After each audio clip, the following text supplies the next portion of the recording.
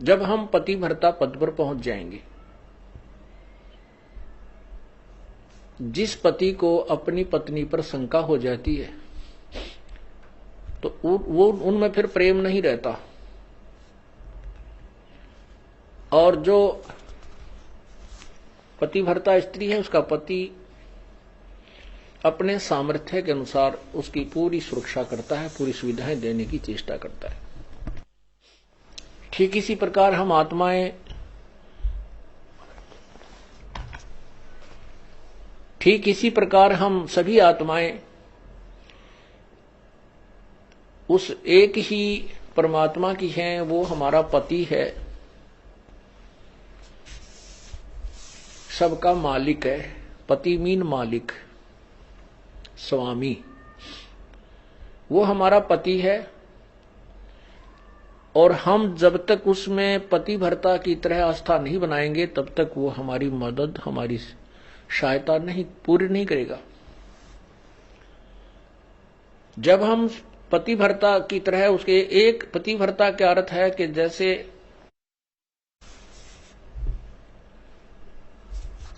अपने पति के अतिरिक्त किसी भी परपुरुष में आस्था ना हो, चाहे कोई कितना ही खूबसूरत हो, कितना ही धनी हो, चाहे वो कितना ही चटक मटक हो, हमारे मन में दोष नहीं आना चाहिए। और एक अपने पति पर हमने श्रद्धा रखनी चाहिए, उसमें आस्था रखनी चाहिए, तो हम पतिव्रता। पतिव्रता का अर्थ ये भी नहीं होता कि पति के अतिरिक्त सबका अनादर करे, किसी का अनादर नहीं करना। जैसे जेठ जेठानी घर में होते हैं, जेठ है, जेठानी है, देवर देवरानी है, ननंद है छोटी बड़ी, सास ससुर हैं, इन सबको यथोचित सत्कार देना पतिव्रता का प्रथम कर्तव्य है। लेकिन जो समर्पण अपने पति में होता है वो किसी में नहीं हो सकता, नहीं होना चाहिए, तो हम पतिव्रता हैं। तो उस ऐसे ही जब हम कबीर परमेश्वर के चरणों में आते हैं, हमें ज्ञान होता है, तो हम अपने परमेश्वर के अतिरिक्त किसी के से अपनी मनोकामना पूर्णा की तरफ सपने में भी नहीं सोचेंगे, तो हम पतिव्रता है। ठीक है, हमारे कोई जैसे ब्रह्मा विष्णु महेश, देवता ऋषिजन संतजन कोई भी हैं, आदरणीय हैं, लेकिन पूजनीय नहीं है। जैसे पतिव्रता को अपना पति पूज्य होता है, उसी से को समर्पण करती है, तो वो समर्पण वो किसी को नहीं कर सकती, लेकिन आदर सबका करती है, वो आदरणीय है। इस भाव से जब हम प्रभु के चरणों में लगेंगे, तब परमात्मा हमारी सभी मनोकामनाएं पूर्ण करेगा, अन्यथा नहीं करेगा। जैसे परमात्मा क्या बताते हैं, ज्यों पतिव्रता पति से राती, आन पुरुष नहीं भावे, बसे पीहर में सुरत प्रीतम में, ऐसे ध्यान लगावे। उसके विषय में क्या बताते हैं कि जो जैसे जब पतिव्रता जमी पर और जो जो रख है धर है पाओ, और समर्थ झाड़ू देत है कदे ना काटा लग जावे। परमात्मा आपकी कैसे मदद करेगा कबीर भगवान? जब हम पतिव्रता हो जाएंगे इसके प्रति, किसी भी देवता से, किसी इष्ट से, किसी भी भूत प्रेत से या कोई झाड़े लानियों से हमारी कोई लिंक नहीं रहेगा, बिल्कुल सोचा नहीं सपने में। और फिर इस समर्थ के सहारे हम लगेंगे, तब ये हमें कितने सुख देगा। जब जो पतिव्रता जमी पर जो जो धर है पाव, समर्थ झाड़ू देत है ना काटा लग जावे। जैसे पतिव्रता स्त्री कहते पानी को चलेगी पानी भरने के लिए, अर्थात अपने जीवन रूपी सफर में वो चलती है आत्मा, जो केवल एक इष्ट पूर्ण परमात्मा कबीर जी पर आश्रित है। उसके जीवन रूपी सफर में, जीवन रूपी रास्ते यात्रा में, यात्रा के मार्ग में वो परमात्मा समर्थ भगवान कबीर परमात्मा ऐसे झाड़ू देता है झाड़ू मीन हमारे आने वाले जीवन में जो संकट हो, पाप कर्म रूपी कांटों को वो साफ करता रहता है कि कहीं मेरी आत्मा को पीड़ा ना लगे, कोई दुख ना हो जाए। अब आपको थोड़ा सा परमात्मा की महिमा सुनाते हैं, पतिव्रता कैसे होनी चाहिए, अर्थात हम प्रभु पर कैसे आश्रित हों। ग्रीवे सुकर्मी पतिव्रता सो आन उपावन मूल, एक पुरुष से परस है पतिव्रता समतूल। पतिव्रता का निष्कर्ष बताता हूं। आन उपावन मूल, बिल्कुल भी किसी और की पूजा नहीं करे, वो पतिव्रता आत्मा होती है। एक पुरुष, जैसे इसमें दोनों ही पहलुओं पर विवरण दिया है, जैसे स्त्री अपने ही पति एक ही पुरुष पर आश्रित रहे, ऐसे ही आत्मा एक पुरुष यानी एक परमात्मा पर आश्रित रहे, कबीर भगवान पर। पतिव्रत सुकर्मी सो जानिए, एक पुरुष से रात, निर्दाव निर्भयता ना दूजे से बात। अपने मनोरथ पूर्णा के लिए वो किसी अन्य पुरुष से बात, किसी अन्य भगवान की इच्छा नहीं करती, वो पतिव्रता होती है। ग्रीवे सवाल सुखन किसको कहे, पतिव्रता सो नार, हुक्म अदूल न मेट ही सो पतिव्रता पार। देखो कितनी गहराई से बता रहे हैं, केवल यही एक लक्षण नहीं है पतिव्रता का। क्या बताते हैं कि पतिव्रता तो हो गई, अच्छी बात है, लेकिन पति कहता है वहां नहीं जाना और वो वहां अवश्य जाती है। पति कहता है ये काम नहीं करना और उसको करती है, तो वो भी पूर्ण पतिव्रता नहीं है। इसमें यही समझाना चाहे, जैसे हम संत आपको आदेश देता है गुरुदेव के बेटा चोरी नहीं करना, बीड़ी नहीं पीना, मांस नहीं खाना, सिनेमा नहीं देखना, ब्याज नहीं लेना, और आप वैसे तो कबीर परमात्मा के अतिरिक्त किसी को नहीं मान रहे हो और ये मर्यादा पालन कर नहीं रहे, तो भी आप पार नहीं हो। क्या बताते हैं, सवाल सुखन किसको कहे, पतिव्रता सो नार, हुक्म अदूल न मेट ही सो पतिव्रता पार। आदेश की उल्लंघना नहीं करती है वो पतिव्रता ही पार होगी, वही आत्मा पार होगी। गुरु वचन निश्चय कर मन, पूरे गुरु की सेवा ठान,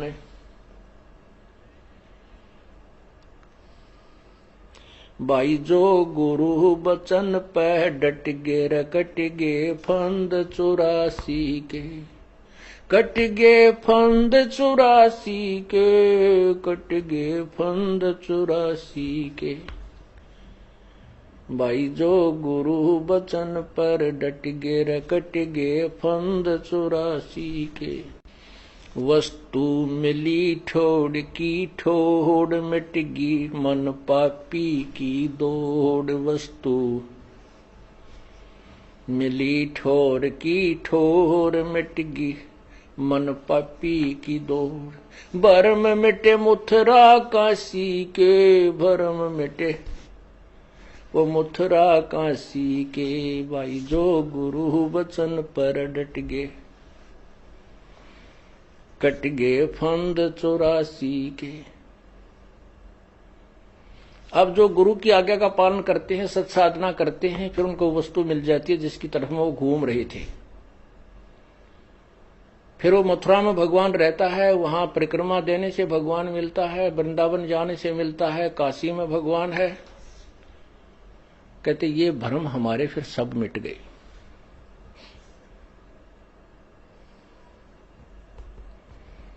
उसी के ऊपर यहां कहा है, घर आंगन एक सारे है, वचन उल्लंघना होई।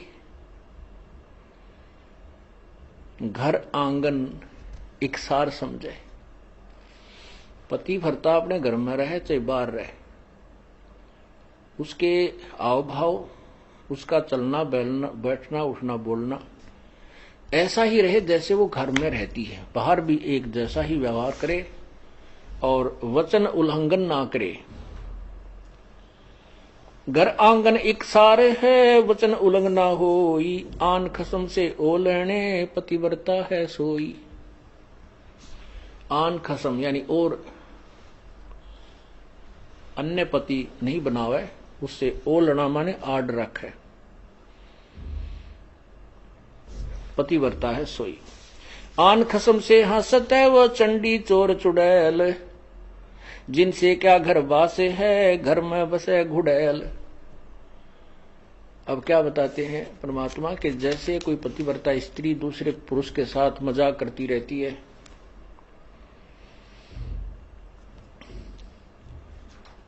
तो उससे दुर्भावना पूर्ण करती है, तो उसमें दोष है। वो कहते हैं वो तो एक भूतनी बस है घर में, और उससे क्या घर, जिनसे क्या घर बास है, घर में बसे गुड़ैल। ऐसे ही ये पतिव्रता यहां आत्मा की तरफ ज्यादा संकेत है। परमात्मा कहते हैं कि मुझे ऐसे ही अच्छे नहीं लगोगे यदि तुम ऊपर से तो कबीर साहब करते हो, अब कबीर पंथी हैं, कबीर साहब के मानने वाले, अंदर से सारे ही देवताओं की पूजा करते रहते हो। आन खसम से हंसत है वो चंडी चोर चुड़ैल। परमात्मा इतने नाराज होते हैं। कहते हैं परमात्मा 100 वर्ष सतगुरु की पूजा, एक दिन आन उपासी, वो अपराधी आत्मा फिर पड़े काल की फांसी। 100 वर्ष तो ये साधना करते रहना जो हम आपको बता रहे हैं, और एक दिन अन्य पूजा कर लेना, परमात्मा कहते हैं वो अपराधी आत्मा पड़े काल की फांसी। तो ऐसी गलती क्यों करेंगे हम? तब करेंगे जब हम ज्ञान नहीं सुन पाएंगे, और ज्ञान उस दूसरे ज्ञान के लोगों से हम ज्यादा संबंध रखेंगे, तो वो हमें विचलित कर डालेंगे। यहां जींद के अंदर एक रमेश जैन भक्त है, अब भी हमारा सेवक है वो।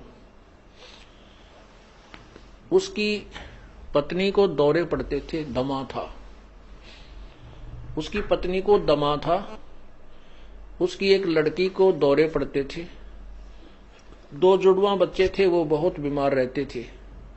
महीने में 2-2, 3-3 हजार रुपए का उनका डॉक्टरों का, मेडिकल का खर्चा होता था। एक भक्त ने उनको समझाया कि आप हमारे गुरुदेव से उपदेश लो, कभी परमेश्वर की शरण में आओ, आपके सब झंझट मिट जाएंगे। काफी कुछ कहने से उन्होंने मान लिया, और फिर वो टर्म एंड कंडीशंस भी बता दी उसको कि ये नहीं करना आपने। जब तो उन्होंने मान लिया, ठीक है हम तो बहुत दुखी हो गए हैं, इनको पूजा करते करते और साधनाओं से हमारी दुर्गति हो रही है, तो हम क्या करेंगे, हम नहीं पूजेंगे उनको। उन्होंने उपदेश ले लिया। उपदेश लेने के बाद उस बहन के 2-3-4 महीने तक कोई दमा नहीं, लड़की के दौरे पड़ा करते, उसका कोई दौरा नहीं, बच्चे स्वस्थ हो गए। वो तो इतनी खुशी मनाई, ओहो हे भगवान, भगवान मिल गए हमें तो। परमात्मा कहते हैं पर्वत पर्वत में फिरा, कारण अपने राम, राम जैसे संत मिले जिन सारे सब काम। अब क्या हुआ कि उसने वो 3-4-5 महीने के बाद ये गुग्गा पीर का दिन आ गया, गुग्गा नौमी आ गई। उसकी पड़ोसन आई, कहने लगी है कमलेश, और गुग्गा की पूजा नहीं करी तूने? वो बोली ना हम ना करा कर, हमने छोड़ दी, मारे तो जो ना गुरु का नाम ले लिया। वो किसी और पंथ से संबंधित थी, वो दूसरी लड़की जो बहन आई उसके पास, वह कहने लगी नाम तो हमने भी ले रखा है, पर पूजा सारी करनी चाहिए ना, तो ये नाश कर देंगे। उनका फलाना करना ना, वो अपने पंथ के उसके विषय में बताने लगी कि ऐसे उसने हमारे पंथ का है कि उन्होंने ये पूजा छोड़ दी थी, उनका एक का बेटा था वो मर गया, अब तो भाई सारी पूजा करते हैं, और भी वो भी करने लग गए। तो वह डर गई कि कदे भाई सतयुगा पीर दुखी कर दे, उसने वो पूजा पाजा अपनी कर दी। पूजा कर दी तो अगले दिन वो लड़की तो दौरा पड़न लग गया। उस कमलेश ने सांस नहीं आवे, दमा हो गया न्यू का न्यू, और दोनों लड़कों की तबीयत खराब है। अब उस सेठ लाला जी को पता नहीं था रमेश को क्या गड़बड़ कर रही है नालायक। वो घर पे आया और वो कहा ऐसा स्थिति फिर होगी। उसने उस भगत से संपर्क किया कि भाई मारा तो फिर होगी भाई बात, कोई फायदा नहीं हुआ। वो बोला भाई ऐसे कैसे हो सकता, 2-4-5 महीने तेरे ऊपर ऐसा मेहर बख्शी है, आज कैसे नहीं हो सकती है, कैसे मानू मैं तेरी बात, अब देख ले चाल। वो दोनों आगे, वो दोनों आगे तो क्योंकि हमें पता है कि परमात्मा की मर्यादा भंग होने से ही काल प्रवेश कर जाता है। या तो सीता के चारों तरफ जो लक्ष्मण ने रेखा खींची थी ना, ये लक्ष्मण रेखा समझना मर्यादा भगवान की, और इसको तोड़ते ही या दुर्गति शुरू हो जाएगी, तो सीता की हुई थी। अब वो राम कोई बवड़ा नहीं था जो लक्ष्मण ने ये कहा तू या तो आइए मत, भूल कर भी रावत इसको चारों तरफ ये मंत्र पढ़ कर या रेखा खींच देना। अब सीता अपने आप में सियाणी बन गई। जब रावण आया एक साधु का भेष बनाकर भिक्षा मांगने लगा, तो सीता ने कहा कि आ जाओ महात्मा जी, ले जाओ भिक्षा ले जाओ। अब जो ही वो निकट आया उस रेखा के, तो उसमें लपट निकली, रावण 10 कदम दूर खड़ा हो गया। तो उसने कहा कि माई भिक्षा देनी है तो बाहर आकर दो, नहीं तो हम नाराज हो जाएंगे, ये कर देंगे। इसमें तुमने पता नहीं क्या मंत्र पढ़ रखा, ये मुझे आगे नहीं आने दे रही। अब सीता जी ने सोची के बिजली पड़े साधु तो है, 1 मिनट में देकर आटा डालकर वापस आ जाऊंगी।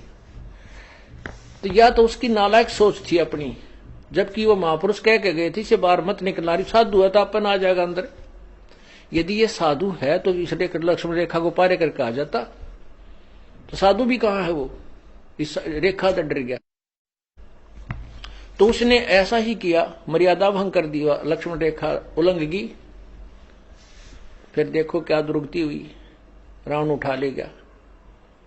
12 वर्ष तक उस रावण के बाग में बिरान मट्टी हुई। पुण्यात्माओं, ये लक्ष्मण रेखा समझ लेना जो परमात्मा के नियम है। यदि तुमने अपनी सुरक्षा चाहिए तो लक्ष्मण रेखा से बाहर मत जाना, फिर देखना खेल मालिक का। तो उसने क्या हुआ कि वो कहने लगा भाई तुमने कोई और पूजा की है। रमेश बोला ना बिल्कुल नहीं, कति नहीं कर दिया, हम तो छोड़ दी सारी उस दिन। अब उसका गले उतरा नहीं उस भगत के कि तो हो ही नहीं सकता, जब तक हम मर्यादा नहीं तोड़ेंगे तो यह हानि नहीं हो सकती, यह हमारे भगवान का नियम है। तो वह लड़की, उस रमेश ने पूछा उस कमलेश से, क्यों वो घर में रहती है, कि तुमने कोई और पूजा की? वो बोली ना, मैं क्यों करूं थी। वह नो डरती ना बतावा कर तरही थी कि भी गड़ेगा, सोमा होगा, गुस्सा होगा। तो भक्त यूं कह रहा था जी मैं वैसे ही ऐसे ऐसे बाहर न निकल गया, परमात्मा ने भेज दिया। तीसरा दिन था वो, जैसे आज गुग्गा नवमी थी, 10वीं न उनकी ब्रांड माटी होगी, एकादशी को वो वहां गया।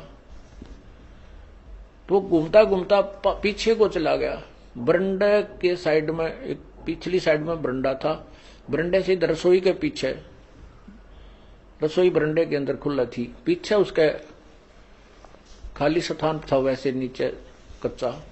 वहां क्या देखा कि एक थाली रखी पुरानी सी, और उसमें 2-4 जोत सी लगा रखी है आटा बना के। तो उसने कहा कि आ भाई रमेश आजा दिखाऊं तेरे को, ये क्या है। कमलेश से पूछा कि वो क्या किया तने, वो क्या पूजा कर रखी है। फिर बताई उसने, आने वाली मैंने गुग्गा पीर की पूजा कर दी। वो भगत बोला वो गुग्गा फिर आ गया, थारा मुश्किल से काटा था। यो गुग्गा फिर बुला लिया तने, मुश्किल से निकाला था गुरुदेव ने, परमात्मा कबीर जी ने। अब चाट ले इस गुग्गा ने, पूज ले। तो वो फिर लग गया वह पैर पकड़ने, वह कहने लगी भाई मैं तो माफी मांगूंगी गुरुजी तय। तो उन्हें कहा भाई माफी मांग, परमात्मा से जाकर पूर्ण उपदेश लो, तुम तो काम कति बिगाड़ दिया, थारी सुना तो सुना, ना भी सुना। तो रमेश ने भी बहुत धमकाई हुआ बेबे, उसने सारी बताई जी, मैं डरागनी थी और कोई आसपास यहां मेरे दूसरा सहयोग था नहीं जिसे मैं पूछूं अपने भगत था, वहां कोई भगत नहीं था। और मैंने सोची के बिजली पड़ा है, एक दो बत्ती ला दूंगी, गुग्गा भी राजी हो जाएगा। इन गुग्गा राजी कर करता ब्रान माटी करवा रहे हैं। हमने एक ही प्रभु को प्रसन्न करना है। एक साधे सब सदे, सब साधे सब जावे, माली सींचे मूल को वो फले फूले अगावे। एक ही साधने से, एक ही पूजा करने से जड़ की तो पौधा परिपक्व बड़ा हो जाता है, वृक्ष बन जाता है, फिर आम के फल लगते हैं। यदि हम टहनियों की तरफ से उसको गाड़ कर जमीन में लाकर बैठ जाएं उगाकर, तो सभी पौधा ही नष्ट हो जाएगा। अर्थात शास्त्र विरुद्ध साधना करने से हमारा भक्ति रूपी पौधा बर्बाद हो जाएगा। तो क्या बताते हैं, 100 वर्ष सतगुरु की पूजा, एक दिन आन उपासी, वो अपराधी आत्मा फिर पड़े काल की फांसी। तो पुण्यात्मा फिर आए मेरे पास। जब हम छुड़ानी से सब जाते रहते थे, हमारे गुरुदेव भी छुड़ानी जाते थे, वो केवल इसलिए जाते थे कि वहां भक्त आते हैं, उन भक्तों को समझाया जा सकता, वो भ्रमित हैं सभी, वो यथार्थ ज्ञान से परिचित नहीं है। फिर उसके बाद हमारा उनसे मन मुटाव बन गया, क्योंकि गुरुजी शरीर त्याग कर चले गए थे सतलोक, और छुड़ाने वाले की जो क्रियाएं थी वो शास्त्र विरुद्ध थी, सदग्रंथ के विरुद्ध करते थे। हम जनता को सच्चाई बताते थे तो उनकी दुकान बंद होने के कागार पर आ गई।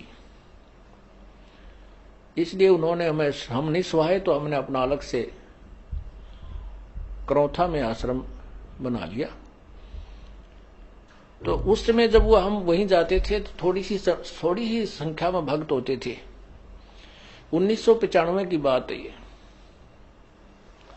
उसने फिर पुनर्उपदेश लिया, माफी मांगी कि जिंदगी में नहीं करूंगी। उसके बाद वो नाम दोबारा लिया, उसके बाद आज तक वो सभी सोचते हैं। बोलो सतगुरुदेव की।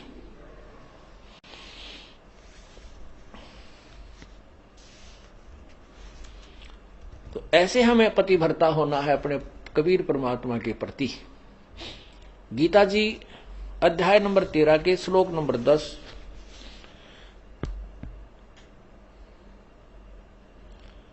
में भी यही प्रमाण है।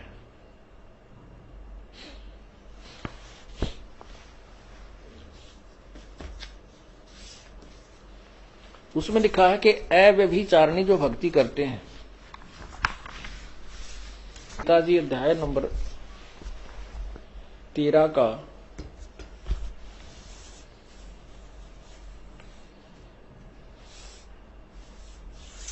अध्याय नंबर 13 और ये मंत्र नंबर 10, श्लोक नंबर 10, अव्यभिचारिणी भक्ति, भक्ति अव्यभिचारिणी।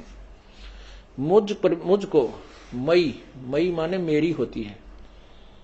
मुझ ये ब्रह्म कह रहा है कि मुझको अनन्य योग द्वारा अव्यभिचारिणी भक्ति तथा एकांत और शुद्ध देश में रहने का स्वभाव, विषाक्त मनुष्यों के विषाक्त समुदाय में प्रेम न होना, ऐसे 13 में लिखा, 11 में है, मेरी भक्ति करे तो भी अव्यभिचारिणी करनी है। व्यभिचारिणी होती है जो एक व्यभिचारिणी लड़की उसको कहते हैं जो अपने पति के अतिरिक्त अन्य पुरुषों से संपर्क करती है, जिसको वैश्या की दर्जा दिया जाता है। तो यहां कहते हैं अव्यभिचारिणी भक्ति द्वारा मेरी भक्ति करे। और फिर तत्व ज्ञान के द्वारा, जो कि जब हम ब्रह्म की साधना किया करते हैं तो भी हमने उस पर आश्रित रहना पड़ता है। और फिर ऐसे ही सिमिलरली हम पूर्ण परमात्मा की जिस भी इष्ट की हम साधना करते हैं उसके प्रति हमें ऐसी श्रद्धा रखेंगे तो ही वो हमें लाभ देता है, कोई भी हुआ चाहिए। तो यहां क्या बता रहा है कि आगे देखो 11वें में कहा कि अध्यात्म ज्ञान में नित्य सतित तत्व ज्ञानार्थ, तत्व ज्ञान के अर्थ रूप परमात्मा को ही देखना, यह सब ज्ञान है, और जो इससे विपरीत है वह अज्ञान है, ऐसा कहा है।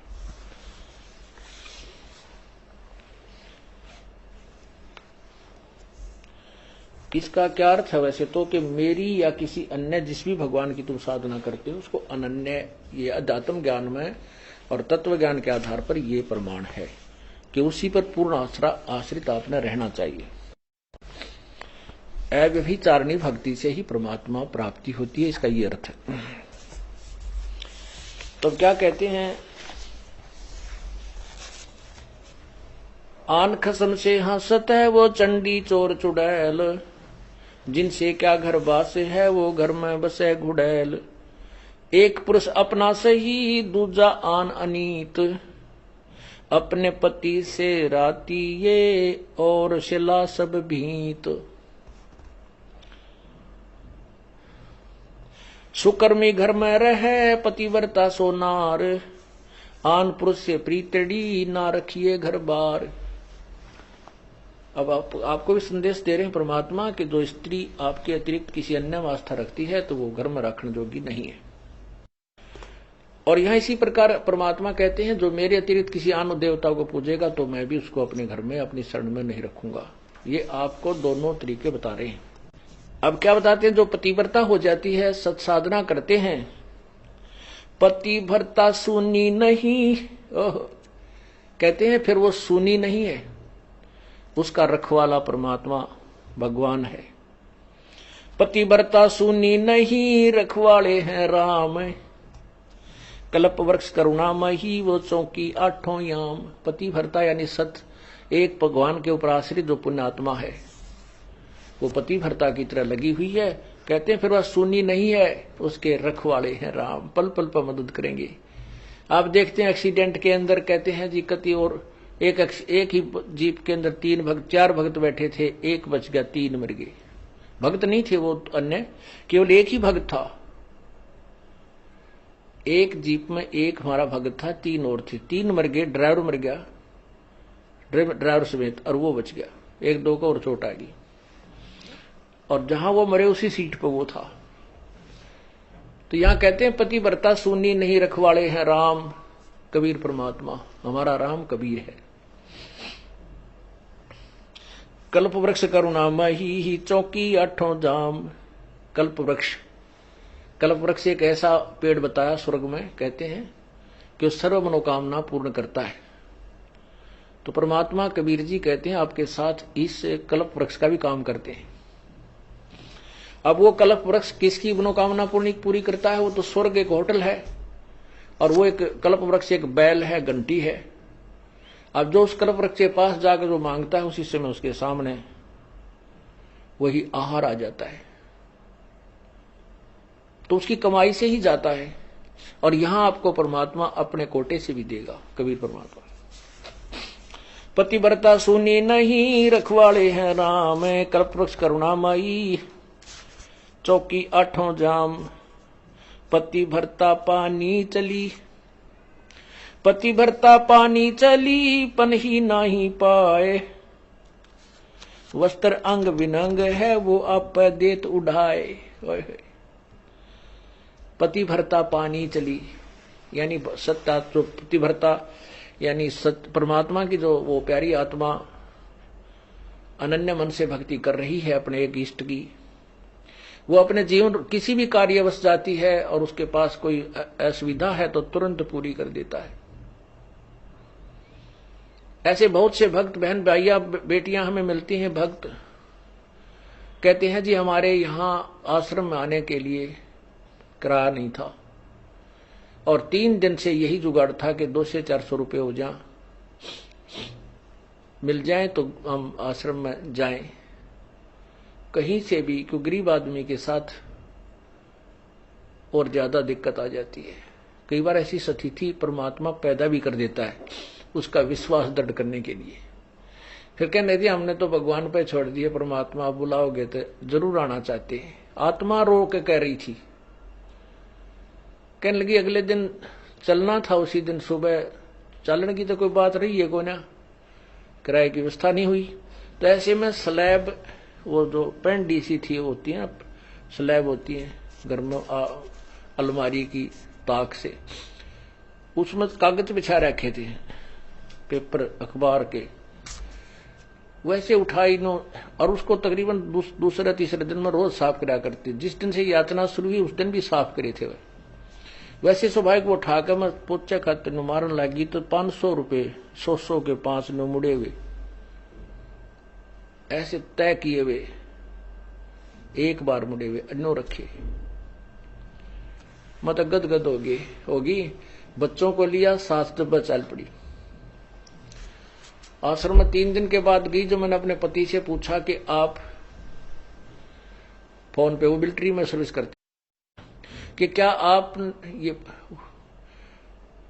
मतलब उससे फिर मैंने पूछा कि ऐसे ऐसे बात से स्थिति हुई हमारे पास, या यू मन जो है विचलित करने की चेष्टा करता है। मन में न्यू आवे कदे वो डर गया हो, मेरा ध्यान ना रहा हो, कदे कागजा में उलझ रहे हो, मैं रोज साफ कर देती थी, अखबारों में उलझ पुलझ हो रही हो।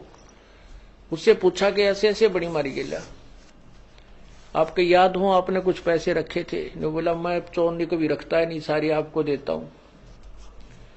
शराब में पीता ना, बीड़ी में पीता ना, घर का सामान में लाता ना। 5-10 दिन की छुट्टी गया था मैं तो रिश्तेदारियों में, या फिर वो नाम नहीं ले रखा था उसने, बाकी उस पुण्यात्मा को मना नहीं करता था। वो कहने लगा सचमुच 500 का नोट, 500 रुपये पाए 100 के। सब जगह मैंने अपनी सारी दृष्टि दौड़ा दी, कोई पैसा मेरे पास नहीं था। तो पुण्यात्माओं ये क्या कहना चाहते हैं? पतिव्रता पानी चले पन ही नहीं पाए। पतिव्रता जो पानी न चाली गरीब, तो उसके पैरों में जूती भी नहीं है और वस्त्र भी अच्छे नहीं हैं। कहते हैं परमात्मा, कहने का भाव ये है कि अपने जीवन रूपी सफर में आप चल रहे हो, मालिक की शरण में आने के बाद और आपके साथ कोई व्यवस्था है तो आप पूरी कर दिया। पल में दे, कहते वस्त्र अंग विनंग है वो आप देत उढ़ाई, आप देत उढ़ाई। कैसे कोई आपको अव्यवस्था है, किसी चीज का अभाव है, तो वो परमात्मा आपकी तुरंत पूर्ण कर देगा। ऐसे और भी बहुत से वक्त बताते हैं। ऐसे ऐसे वो आदि चलन लग गया तो 100 का नोट पाया। एक माई कह रही थी जी मैं पति तो नाम नहीं ले रहा, बाधा भी करता था। समागम आ गया, करौथे आश्रम में जब हम सत्संग करते थे तो मैंने अपने पति से कहा कि मैं सत्संग में जाऊंगी, मैंने 100 रुपये दे दे। ये 10 वर्ष पहले, 8-9 वर्ष पहले की बात है। वो कहने लगा मैं तेरे को चवन्नी नहीं दूं और तू तीसरे दिन झोला ठावे और वहां चली जाती है। वो कहने लगी मैं कोई गलत जगह जाती हूँ। 60-65 साल की उम्र की बुढ़िया थी और तेरे बेटे जान लग रहे वहां पर। बेटे तो अपनी कमाई करे, वो ले जाते किराया। मैं किराया मान ले उनसे मांग भी लूं तो नखरे करता है, क्योंकि बेटे अलग हो रहे हैं, उनसे थोड़ा द्वेष रखता है, उनसे कैसे ले लेगी, वहां जाओ भी नहीं। तो उसने कहा कि मुझे 100 रुपये दे दे। मैं बोला कति नहीं जान दूं और जाके दिखाई आज तू। तो मैं पैसा किराया दूं नहीं, तू जागी कैसे? तो वो कहने लगा मेरे द्वारा पैसा को ना। फिर आखिर में ये बहाना मिला उसने कि मेरे द्वारा 100 रुपये को नहीं। वो क्या कहती है उसकी पत्नी कि मैं तो बैठकर रोने लगी, जहां पूजा स्थल है रोने लगी है। भगवान देख कौन बनी। हम एक दूसरे के ऐसे बांध रखे हैं कि हम इनसे अब अपने भगवान के दरबार में भी नहीं जा सकते। आखिर में कहने की मैंने ये सोच लिया कि मैं अभी चाहती हूं कि पड़ोसन पर मांग मूंग कर मैं जाऊंगी। इतना दृढ़ निश्चय मैंने कर ही लिया था, लड़ाई होगी, बोलेगी, मार पीट लेगा और 2 मुक्के खा लेगी भगवान के नाम पे। ध्रुव पिटा, प्रहलाद पिटे, मीराबाई पिटी, ऐसे ही निर्णय होता है। ऐसे ही परमात्मा निकटाता है। इतने में वो बूढ़ा साइकिल लेकर जा था, गांव से निकला, सड़क थी अच्छी, तो दिल्ली के, ये पंजाब खोड़ की बात है, और वहां वो गया होगा सड़क के ऊपर आधा किलोमीटर, एक 100 का नोट ऐसे हवा में उड़ा, अगले साइकिल के अगले पहियों की ताड़ियां में आके चिपक गया, और उसने रोका तुरंत साइकिल, 100 का नोट ताजा, उसकी तो घीघी बंद की, घबरा गया, उल्टा आया, आकर ने बोला ले भगवान, तेरे भगवान ने भेज दिया, तेरा 100 का नोट ले जा। और उसका जो है ना पसीने आ रहे, उसके बाद उसने मुझे मना नहीं किया। तो यहां परमात्मा कहते हैं पति भरता पग जमी पर जो जो धर है पाव, समर्थ झाड़ू देते है ना काटा लग जावे। पति भरता भूखी रहे, यानी पति भरता को, यानी सच्ची उस अनन्य मन से पूजा कर रही भक्त आत्मा को कोई अभाव होता है, किसी चीज की आवश्यकता होती है और वो वास्तव में उसकी आवश्यकता है, तो कहते हैं पति भरता भूखी रहे वहां समर्थ घर सोच। ऐसे पति की स्त्री के, ऐसे पति की स्त्री के काल कर्म हो मोक्ष। मोच कहते हैं जैसी भक्त आत्मा जब दुखी होती है तो भगवान के दरबार में भी चिंता बन जाती है, और ऐसे पति की स्त्री के काल कर्म हो मोक्ष, जो ऐसे दृढ़ता के साथ, समर्पण के साथ, पूरे विश्वास के साथ भगवान पर लगती है, उसके नाम पर, कहते हैं उन्हीं का मोक्ष होता है, उन्हीं के पाप कर्म नष्ट होते हैं। कहते हैं नुक्ते ऊपर रिज जगा रे कोट कर्म जल जा तुम्हारे। ये नुक्ते होते हैं जो हम लोग लाज और किसी परमात्मा के नाम पर ना किसी पति से, ना पत्नी से, ना पुत्र से कोई दबाव नहीं मानते अपने आत्म कल्याण के लिए, तो परमात्मा प्रसन्न होता है। परमात्मा कहते हैं मात पिता सुत स्त्री, मात पिता सुत सत्री, आलस बंधु कान, संत मिलन को जब चले ये अटकावे आण। मात पिता, बालक है, बेटा है, बेटी है, माँ बाप नहीं जानते सत्संग में, जो 15-16 साल के 20 साल तक हैं वो माता पिता के अधीन होते हैं, और जो बुजुर्ग हैं वो जब बच्चे बड़े हो जाते हैं तो बच्चे बेटा बेटियां के अधीन हो जाते हैं,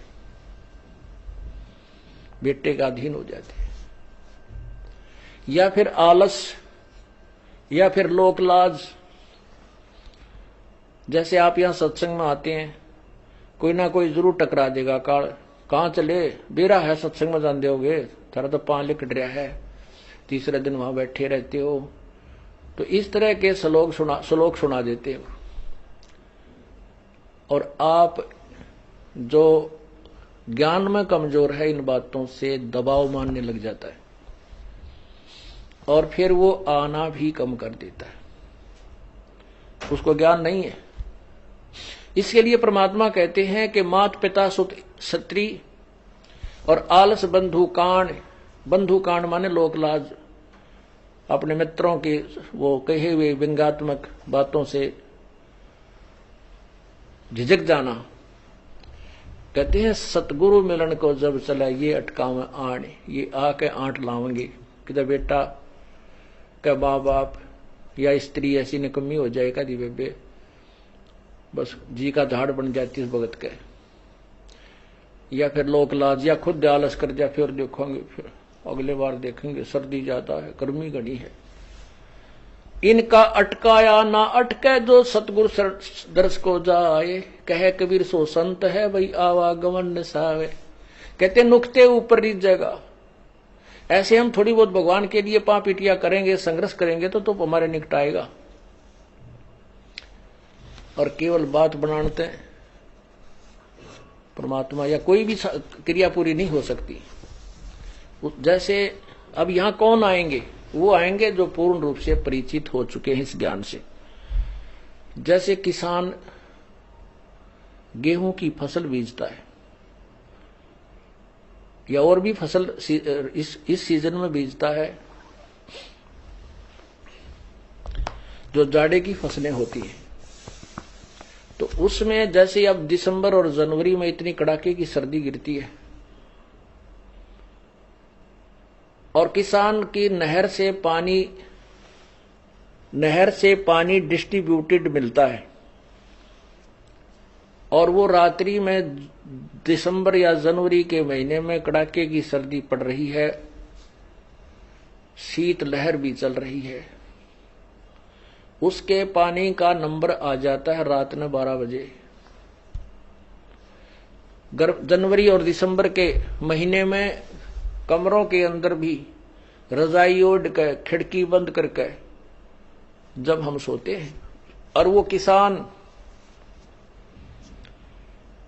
उस शीत लहर की परवाह ना करते हुए, आरोग्य होने की परवाह न करते हुए, रात्रि के समय कोई सांप है, कोई भयंकर प्राणी पशु है, उसकी भी परवाह ना करते हुए वो अपने उद्देश्य को पूरा करके आता है। वहां जाकर के कंबल और लिया होता है, खेस या कंबल को भी वहां पर मेड पर रख देता है, डोले पर, और अपना पजामा पैंट या धोती ऊपर न टांग के और घुटनों पानी में प्रवेश कर जाता है, नाली में। खेत में घूमता है चारों तरफ, घंटा 2 घंटे जब तक वो पानी सिंचाई करता है, नंगे पैरों घूमता रहता है पानी के अंदर से, कहीं पानी निकल ना जाए, मेरा खेत से बाहर ना चला जाए। तो पुण्यात्माओं, यदि वो आलस कर जाता है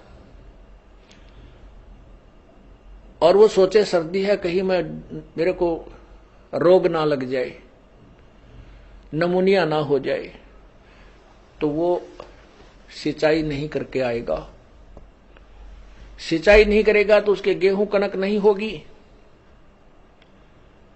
और कनक नहीं होगी तो भूखा मरेगा, उसके बालक भूखे मरेंगे, फिर मांगता फिरेगा, मजदूरी करेगा, कोई चोनी भी ना देगा, वो निर्धन हो जाएगा। वो क्योंकि वो अपने व्यवसाय का, अपने कर्म का वो पूर्ण रूप से परिचित है, इसलिए वो उसके मन में आवे को नहीं कि आज मैं ना जाऊं, न्यू हो जाए, नहीं, कुछ भी हो, सिर धड़ की बाजी ला के वो पहुंच जाता है। ऐसे पुण्यात्मा अपने ये भक्ति रूपी अब कणक बोई है, और ये सत्संग जो है आपकी सिंचाई का समय है, डे है। तो इसमें क्या बताते हैं कि माता पिता सुत स्त्री आलस बंधु कान और संत दरस को, सतगुरु दरस को जब चलाइए अटकावान, इनका अटकाया अटका नहीं, और सतगुरु दरस को जाए कहे कबीर सो संत है भाई आवागमन से, उसे ही खेती पूरी होगी, उसी की फसल अच्छी होगी। तो इस प्रकार हमने इस ज्ञान को ऐसे समझना है।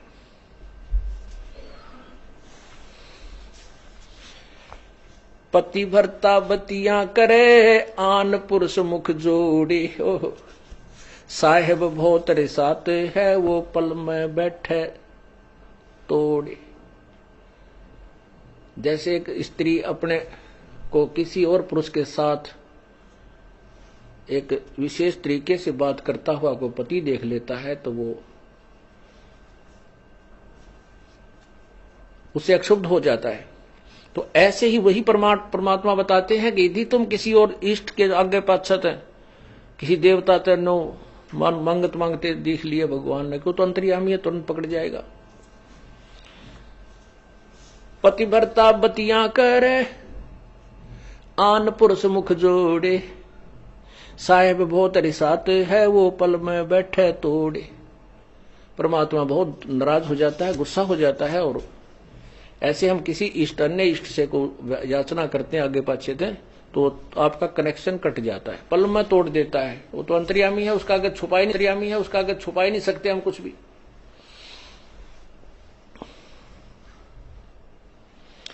नैना आन न देख ही, श्रवण सुने नहीं बैन, रसना से बोले नहीं, सो पति भरता ऐन। दूसरे इष्ट को, दूसरे पुरुष को आंखों से भी नहीं देखे, आंखों से देखने का तात्पर्य है कि हम उसके उस स्वरूप पर दृष्टि डालते हैं तो अंदर से कुछ उथल पुथल शुरू हो जाती है, वो नहीं होनी चाहिए। यानी हम किसी से कोई बात सुनते हैं, वो वहां गया था, उस माता धोकन गया था, उनका ये लाभ हो गया, और वह माता धोकन जाने वाला का नाश हुआ पड़ा, वो दिखा दूं।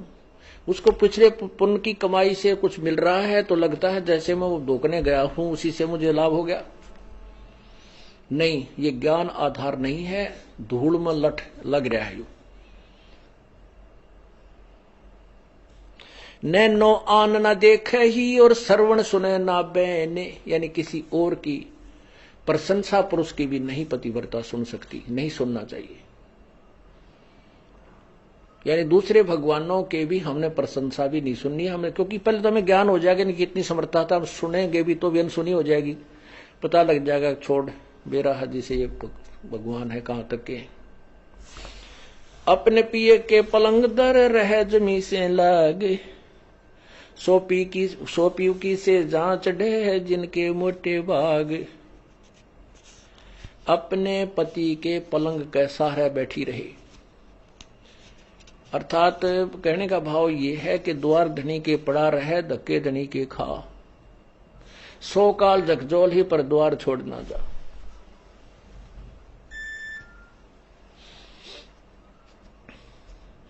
अब कैसे बताते हैं, जैसे परमात्मा रुष्ट हो गया,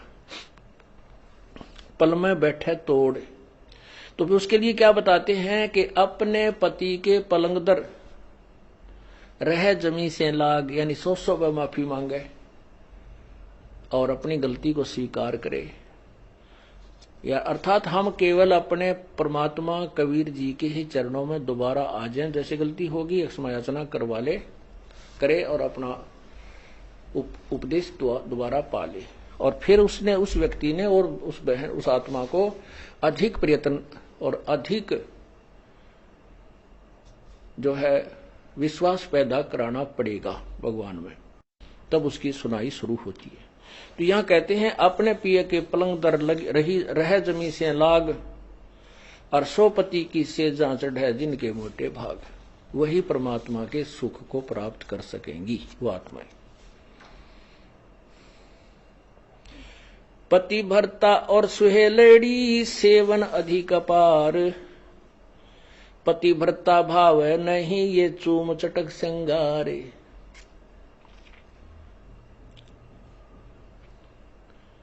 पुण्यात्माओं, इसमें दोनों ही हमें आदेश दे रहा है परमात्मा, दोनों ही निर्देश हैं अपने साधारण जीवन में और इस भक्ति जीवन में हमने कैसे जीना है। पतिव्रता और स्वेलड़ी सेवन अधिक अपार, वो अधिक से अधिक तो पुण्यात्मा है, पतिव्रता यानी एक इष्ट पर आश्रित पुण्यात्माएं हैं, वो अधिक से अधिक सेवन यानी पूजा करती हैं। और वो पतिव्रता भावनी चोम चटक श्रृंगार, पतिव्रता को किसी भी प्रकार के बाह्य आडंबर करने की आवश्यकता नहीं,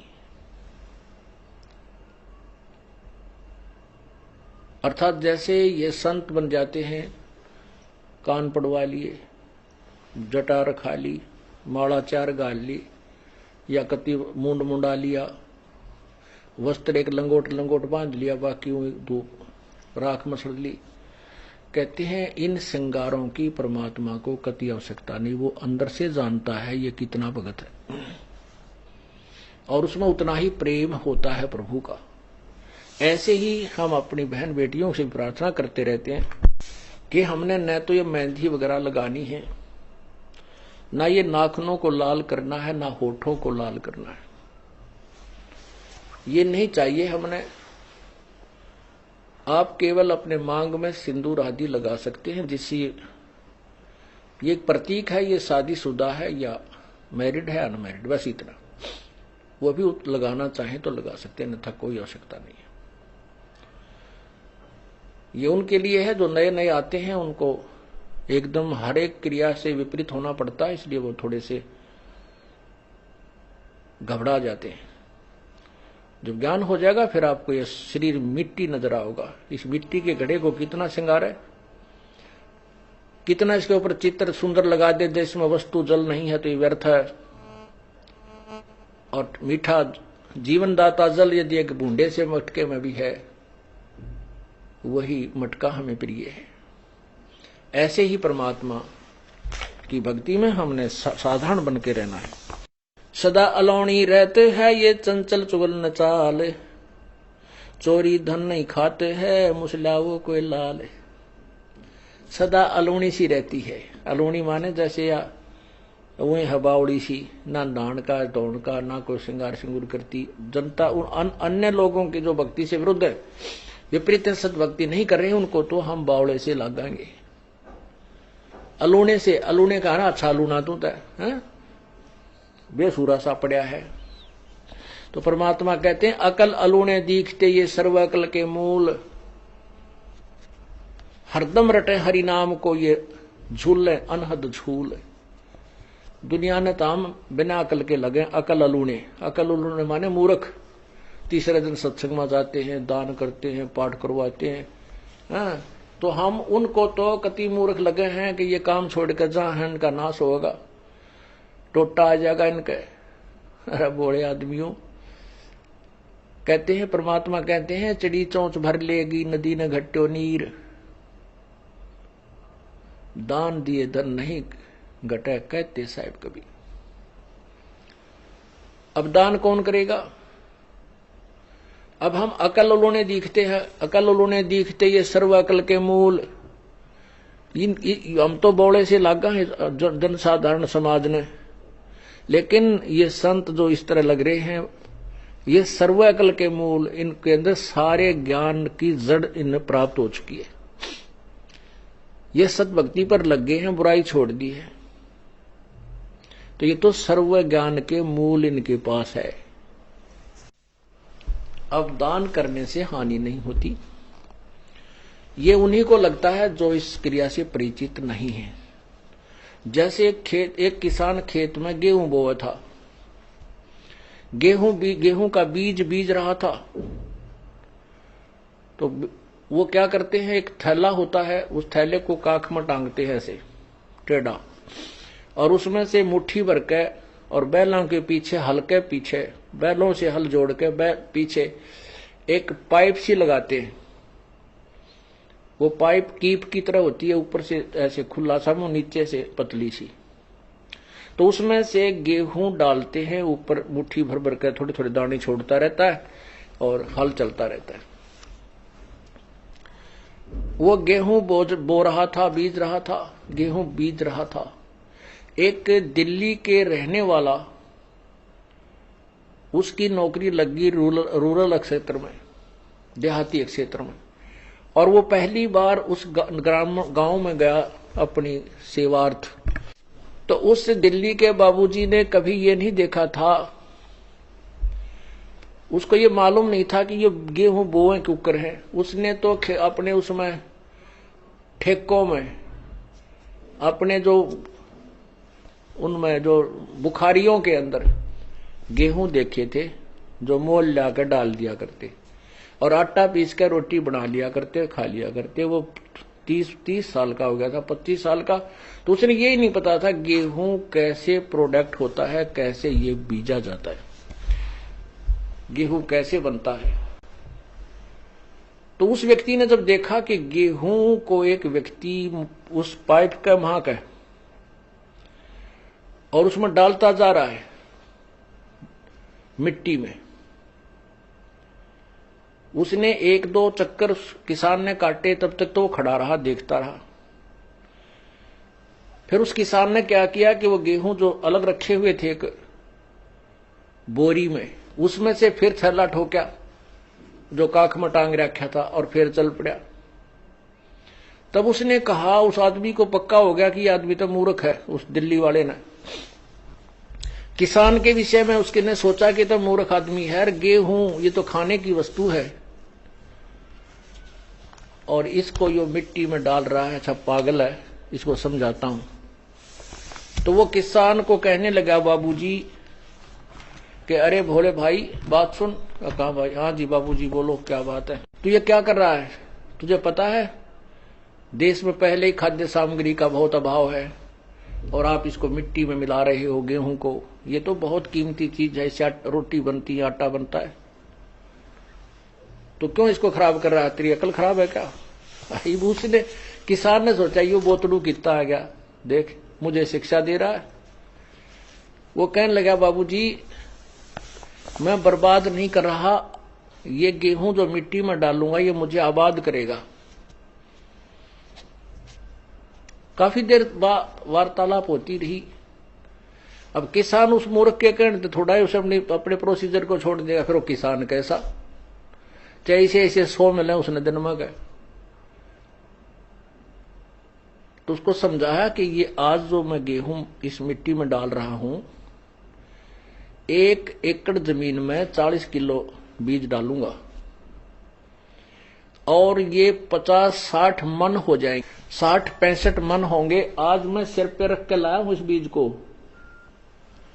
आज मैं सिर पे रख कर लाया हूं ये 40 किलो वजन को, और फिर इसको ट्रैक्टर की ट्राली भर के ले जाऊंगा, गाड़ियों से ढोऊंगा, इतना इतना हो जाएगा। लेकिन उसके हलक में नहीं उतरी बात, उसके गले नहीं उतरी बाबूजी के। उसके देख कोई बात करता है, ये मेरे सामने मिट्टी में डाल रहा है, ये कैसे हो सकता है? फिर उसने बताया कि तुम आइए अप्रैल में, बैसाख में आना, फिर देखना, चैत बैसाख में। उसके तो वो फिर पहुंच गया। उसने जाकर देखा कि वो खेती हरी, वो तो जो ना, उसने तो उसको घास समझा था कि घास से भरा हुआ है पूरा एकड़। तो उसने फिर समझाया कि देखो मैंने एक दाना डाला, एक दाने का गुच्छा बन गया, 4-5 पौधे बने, और प्रत्येक पौधे में बाली लगी है, एक बाली में 50-60 गेहूं है। उसने ऐसे मसल के दिखाया। तब उस बाबूजी की संतुष्टि हुई।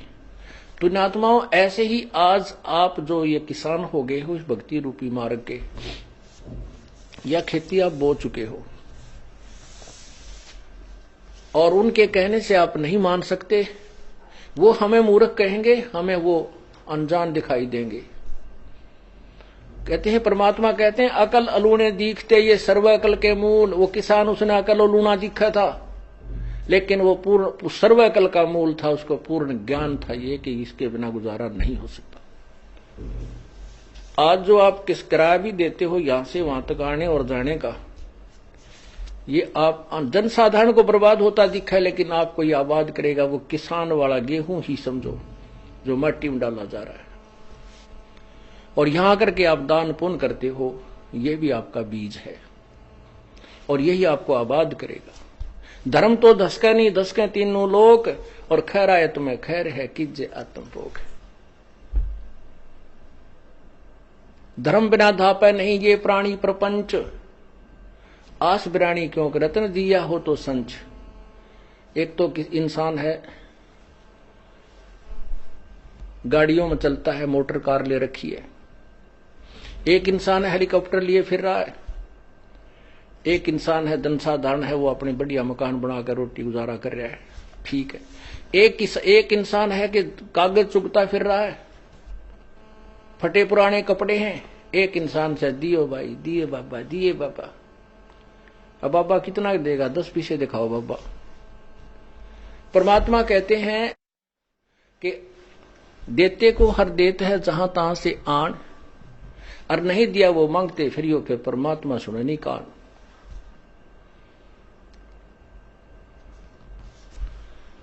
धर्म बिना धापे नहीं ये प्राणी प्रपंच, आस बिरानी क्यों के रत्न दिया हो तो संच। यदि पहले दान किया तो आज मिलेगा, अन्यथा चाहे सिर पटक ले, चाहे कितने किसी प्रकार की तू अन्य साधना कर ले। हाँ, ये मान लीजिए तेरे भाग्य में नहीं है, पूर्व में दान नहीं कर पाया, तो अब आपको तरीका बताया जा रहा है, ऐसे कीजिए। प्रमाण है कि जैसे द्रौपदी ने उसी जन्म में एक अंधे महात्मा को एक बिल्हाता अर्थात 8-9 इंच का एक कपड़ा लंगोट टाइप, कोपीन टाइप बना के पाड़ के दिया था। यानी वैसे तो उसने लगभग सारी साड़ी पाड़ के डाल दी थी नदी में। अंधा महात्मा था, हाथ नहीं लग गया, वह एक लकड़ी के लपेट के उसके हाथ के लगा दिया। अर्थात उस इतने के कपड़े का दान का इसी जन्म में भी परमात्मा ने उसको लाभ दे दिया, क्योंकि वो सुपात्र को दान किया गया था। वो परमात्मा कहता है कि जो जन मेरी शरण है ताका हूं मैं दास, गेल गेल ला गया फिरूं जब तक धरती आकाश। ये द्रौपदी कौन थी? ये दुर्गा का अवतार थी। अवतार दो प्रकार के होते हैं, एक तो उस वही आत्मा आती है, एक उस आत्मा के वहां लोक की उसकी प्रिय आत्मा को वो अपने कार्य को के लिए भेज देती है। तो द्रौपदी उसकी प्रिय आत्माओं में से थी, और वो पहले भी सतयुग त्रेता द्वापर में भी त्रेता में भी जन्म हुए हैं उसके। तो उसमें परमात्मा आए हैं, उनको पहले भी सतभक्ति पर लगाने की चेष्टा की है, पर हम बीच में छोड़ छाड़ जाते हैं। उसी के लिए परमात्मा ने आकर के फिर उस दरिया में एक अंधे महात्मा का रोल किया। उसको पता था कि इसके ऊपर आपत्ति आएगी, काल इसको जरूर सजा देगा, क्योंकि उन आत्माओं को ज्यादा सताने की चेष्टा करता जो कभी परमात्मा के चरणों में रहे, क्योंकि उससे बहुत अक्षुब्ध हो जाता है। लेकिन वो परमात्मा यदि हम सच्चे दिल से उसको पुकार रहे हैं, और दूर होने का कारण दो होते हैं, एक तो गुरुद्रोही होकर हो, उसकी कहीं सुनवाई नहीं होगी। एक वैसे ही अनजानपने में गफलत में रह जावे, ना कर पावे, उसके लिए साथ परमात्मा फिर भी रहता है। लेकिन 92 माटी बढ़ गई तो द्रौपदी के उसी जन्म के किए हुए पुण्य का भी मालिक ने प्रतिफल दिला दिया। तो ऐसे जो आपसे पुण्य कराए जा रहे हैं, ये पूर्व जन्म आपके पुण्य नहीं है, इसलिए तो अब 92 माटी हो रही है आपकी। अब इसी जन्म आपको दे करके परमात्मा तुरंत राहत दे रहा है, और साथ में अपने कोटे से भी आपको दे रहा है। ये समर्थ है, ये पूर्ण परमात्मा है। तो क्या बताते हैं? ग्रीव सदा अलोनी रहते हैं, वो चंचल चुगन चाल। सच्ची आत्मा जो पुण्य आत्मा होती है वो, अर्थात वो पतिव्रता आत्मा, और चोरी धन नहीं खाते हैं, मुसला वो जो एक लाल।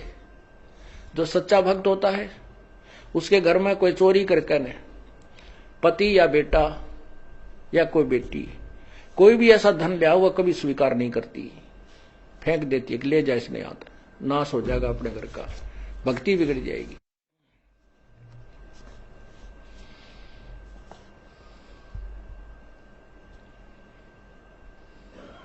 हक हलालम खाते हैं सो साहेब दर जाही, लाल मुसे घर में धरे सो पति भरता नाही। चोरी के धन अपने घर पर रख ले वो भक्त नहीं है, पुरुष है चाहे स्त्री। हक हलालम खाते हैं सो साहेब दर जाही, अपने हक हलाल का खाते हैं वही भगवान के दरबार में जाएंगे। निंदा बिंदा बादना बैर विरोध बेकार, चोरी जारी करते हैं वो गए जन्म सब हार। कुटल का खलीलों खिरकेड़ी है कुत्ते का काम, देख बुसे धन और का कदे न निश्चय नाम। के तो दूसरे भगत होकर भी दूसरों को भक्तों को देखता है, उसके साथ मजाक करता है, स्वयं दान करता नहीं, दूसरे कहता है क्यों दुखी हो रहा है, क्या दरिया है इसमें, रोजाना ही है, इतना दान थोड़ा किया करते, फिर दान दरे काट है। कहते ये तो कुत्ते का काम है, भक्त का नहीं। गरीब कुटिल खिलेलों किड़केड़ी है कुत्ते का काम, देख बुसैदन और का कदे न निश्चय नाम। गरीब पति भरता के ना उठा ये भ्रम कर्म की सूले, आन उपासी जलत हैं पड़े युगन युगन भूल। जैसे जो सच्चा भक्त होता है उसने एक परमात्मा के नाम को स्वीकार कर लिया, ज्ञान ग्रहण कर लिया, तो वो फिर बाद में शंका नहीं करता अपने गुरुदेव की किसी भी क्रिया में, तो वो भक्त है। पतिभरता के ना उठे ये भरम कर्म की सूल, यानी उसके अंदर ये कांटा सा नहीं चुभता कि ऐसा नहीं करना चाहिए था, गुरुजी ने ऐसा कैसे कह दिया, ऐसा नहीं हो सकता, ये नहीं करना चाहिए था, ऐसा हो गया, फलान हो गया। कहते वो पतिव्रता यानी वो भक्त नहीं है। पतिव्रता के उठे नहीं, इस कर्म भ्रम की भूल, जो कर्म किया जा रहा है सतगुरु जो कह रहे हैं उसमें भ्रम पैदा करता है, उसमें अविश्वास करता है, वो दुष्ट आत्मा है। चाहे कितनी दान करे, कितनी भक्ति कर रहा है, नथिंग है उसके पास। जैसे काल उदाहरण दिया था आपको, भगवान की किसी भी क्रिया में हमें विश्वास नहीं होना चाहिए, तभी हम सफल हो सकते हैं।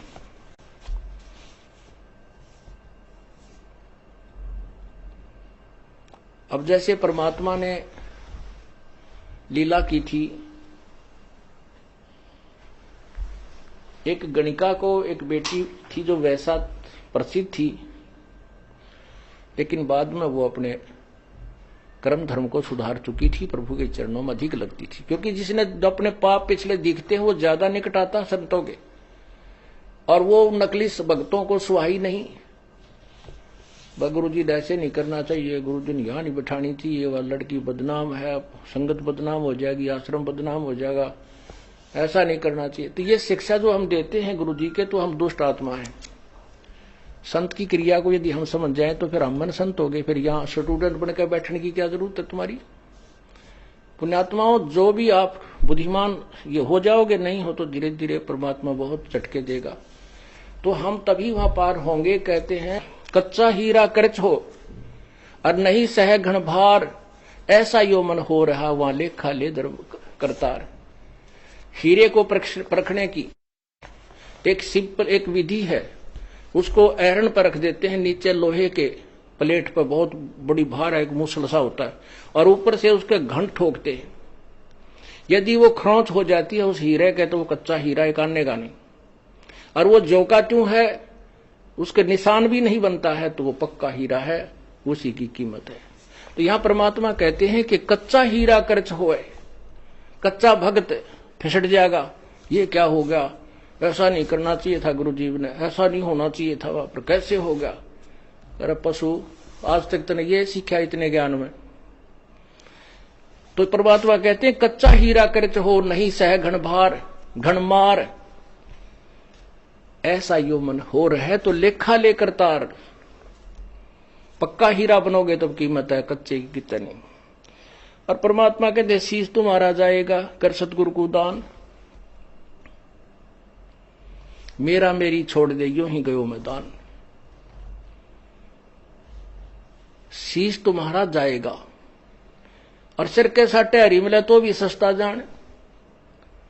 हम छोटी से नुकसान को रोने लग जाते हैं। जो परमात्मा लास्ट में कहते हैं जिस तरह सिर दे के भी भगवान मिलता हो, तुझे गुरु संत सदगुरु मिलता हो, तो इन्होंने सोच ले कुछ भी ना गया। क्योंकि कोट शीश तन दे लिए यमराजा की भेंट,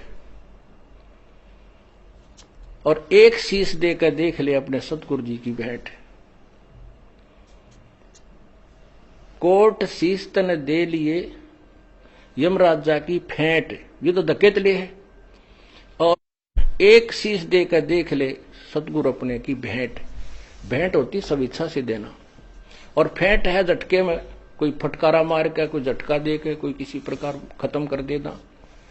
कहते एक शीश दे। शीश कैसे देना है, सिर सौंप्या गुरुदेव को सफल होया यो शीश, नतानंद इस शीश पर आप बसे जगदीश। शीश कैसे देना है, गुरु जी की आज्ञा का पालन करना है। गुरु जी कहेंगे शराब मत पी, बीड़ी मत पी, मांस ना खा, चोरी मत कर, ठगी ना कर, और ये साधनाएं मत करना। तो हमने उनकी प्रत्येक आज्ञा का पालन करना चाहिए। हमने वो ऐसा लगे कि ये ठीक नहीं है तो वो गलत है, उसको नहीं। क्योंकि हमारी बुद्धि इतनी अच्छी होती तो हम पहले ही चले जाते भगवान के दरबार में, या धक्के खाते ना अंटते।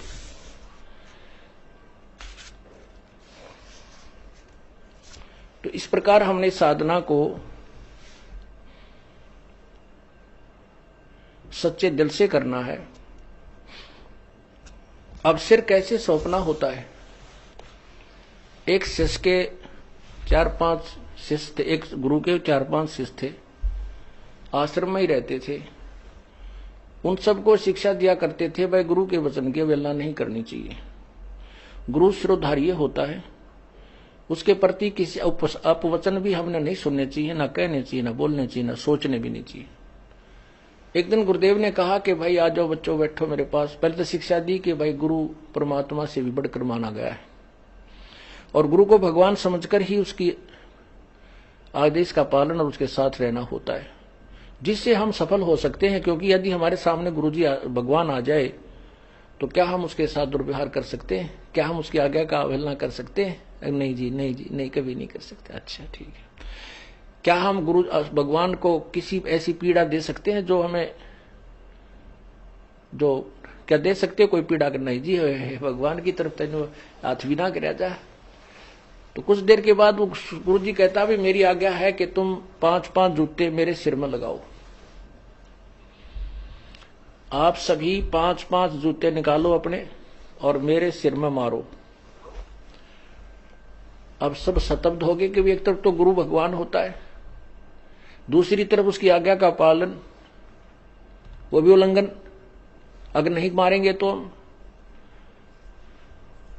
तब एक भक्त ने काफी देर के बाद अपना जूता निकाला और गुरुजी के चरणों के निकट जाकर के अपने सिर में 5 मारे। संत जी ने कहा बेटा डांडी मत मारे, तेरे सिर में नहीं कहा, मैंने मेरे सिर में कहा है।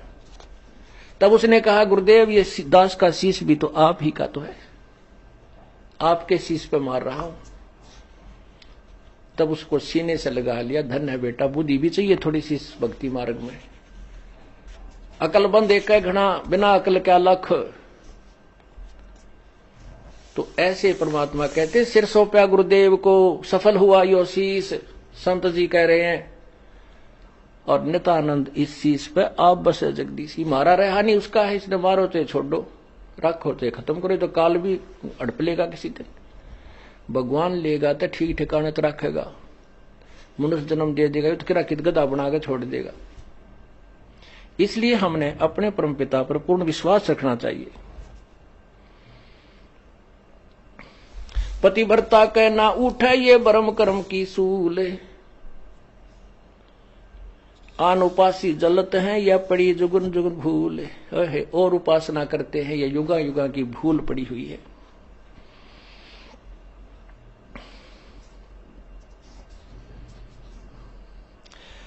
पतिव्रता बर पाइया पार ब्रह्म सास्कंत, सब जग आन उपास है पतिव्रता है संत। सब जग आन उपासना करते हैं, केवल संत ही पतिव्रता रह सकते होते हैं, यानी वो ही पूर्ण ब्रह्म को साधना करते हैं, अन्य की नहीं करते। तो आप सभी संत हो गए, भक्त हो गए हो, साधु हो गए हो, साधक हो, आप परमात्मा की भक्ति करते हो। गरीब संत सही पतिव्रता है अडिग अधिक विश्वास, तन मन धन सब अर्प ही जिनकी हो क्यों हास।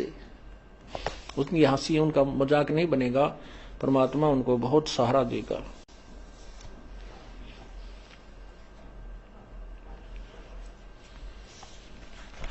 जो भी हो रहा है कहते अपने सिर पे नहीं ले। संत भक्त, मैंने उसको ऐसे कह दिया उनका न्यू हो गया, मैंने उसको जोत बोलन की कह दी उसका न्यू हो गया। नहीं, आप अपने सिर पे नहीं लेना, आपको भार बन जाएगा। राम करे सो होते हैं अपने सर नहीं ले, अपने सर जो लेवेंगे वहां मुगदर पड़ेंगे, मोगरे लागेंगे उनके। साहिब से सब होत है, बंदे से कुछ ना ही। वो राई से पर्वत कर दे, पर्वत से फिर राई। आपने देखा एक रोथा कांड, राई का पहाड़ बना दिया दुनिया ने, लेकिन उस सतगुरु के हुक्म बिना नहीं हो सकता था। अब उस पहाड़ को ये राई बना दिया। हम ज्यों के त्यों हैं और बकवाद करनी फिट्टे मुंह होते जा रहे। अब वो माथे हाथ मार कर रो रहे हैं कि अब भी उनकी तो ऐसी संगत बढ़ रही है, डांटे नहीं डट रहे। तो जनसाधारण को ये विश्वास होता जा रहा है कि इनको सचमुच इनके साथ अन्याय किया गया। नहीं तो ऐसी बुराई सुनकर तो यहां झांके भी कोई नहीं, घर के भी दूर भाग जाए, घर वाले भी, रिश्तेदार भी भाग जाए। और ये मेरे बच्चे उमंग उमंग कर आ रहे हैं, क्योंकि ये सत्य से परिचित हैं। इनको वो सुख दिया जो धरती पर कोई दे नहीं सकता।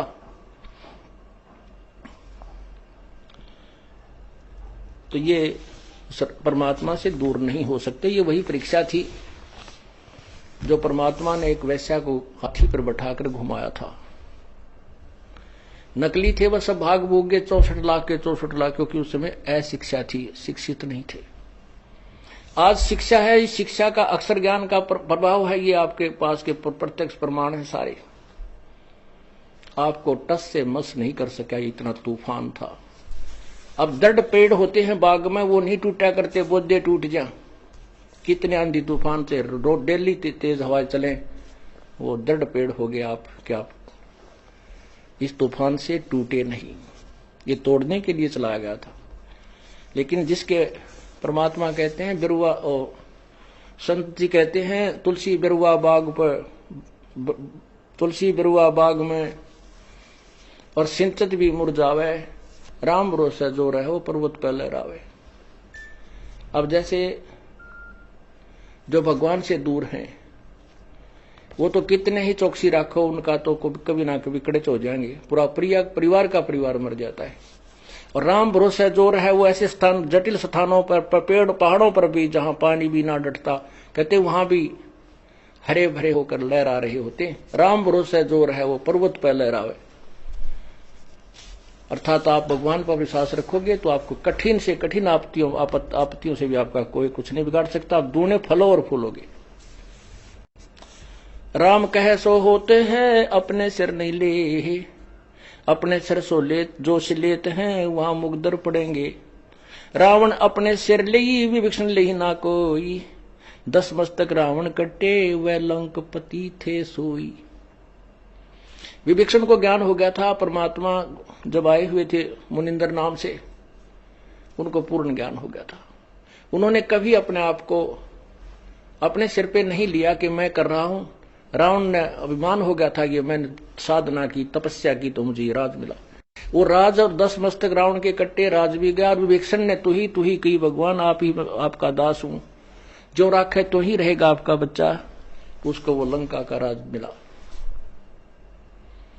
तो ऐसे पुण्यात्माओं हमने इस मार्ग को समझना है, परमात्मा विश्वास रखना है। बोलो सतगुरुदेव की जय।